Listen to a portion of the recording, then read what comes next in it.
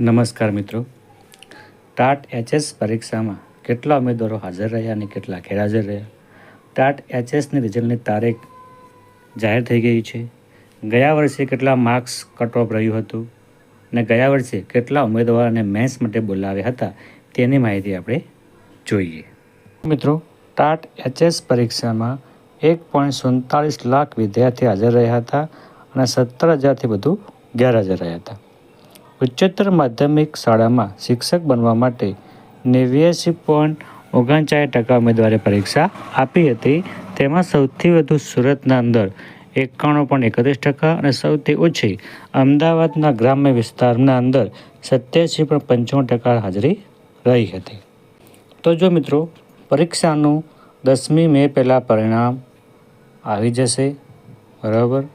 TET HS પ્રિલિમમાં 1.77 lakh હાજર અને 17,504 ગેરહાજર। હવે જોઈએ મિત્રો કે ગયા વર્ષે કેટલા માર્ક્સ અટક્યું હતું અને કેટલા ઉમેદવારોએ પરીક્ષા આપી હતી।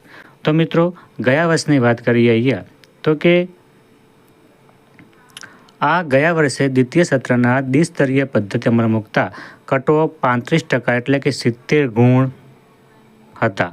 70 ગુણ રાખવામાં આવ્યા હતા।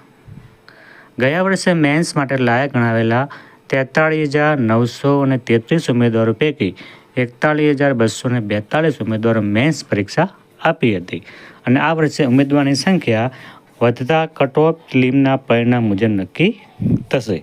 તો મિત્રો, આ હતી આજના ન્યૂઝપેપરની ટેટ એચએસની માહિતી। જો તમને વિડીયો ગમ્યો હોય તો લાઇક, શેર અને સબસ્ક્રાઈબ કરવાનું ભૂલતા નહીં। ધન્યવાદ।